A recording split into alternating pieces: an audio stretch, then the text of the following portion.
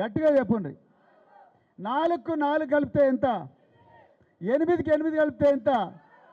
ఈ ప్రశ్నలకు కరెక్ట్గా జవాబు ఇచ్చిన వాళ్ళకి ఎన్ని మార్కులు ఇస్తారు?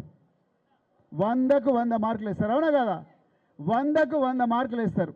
కానీ Telangana public service commission Revanth Reddy ఆధ్వర్యంలో నడుస్తున్న ఈ సంస్థ ఆ పేపర్లు దిద్దడం కూడా చేతగాలే.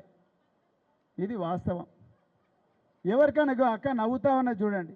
అంటే ఈ చిన్న చిన్న ప్రశ్నలకు జవాబిచ్చిన పేపర్లను కూడా సరిగ్గా దిద్దలేని దద్దమ్మలు ఇలా రేవంత్ రెడ్డి ప్రభుత్వంలో ఉన్నారు.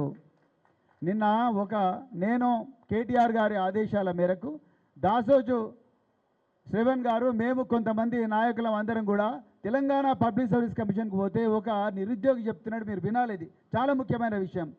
ఈయన ఒక కాంగ్రెస్ నాయకుడికి ఫోన్ చేసి ఏంది సార్ మా పరిస్థితి అంటే ఆయన అన్నాడంట, చూడయ్యా ట్రాన్స్ఫర్కు 30 లక్షలు నడుస్తున్నది రేటు ఇప్పుడు కాంగ్రెస్ ప్రభుత్వంలో.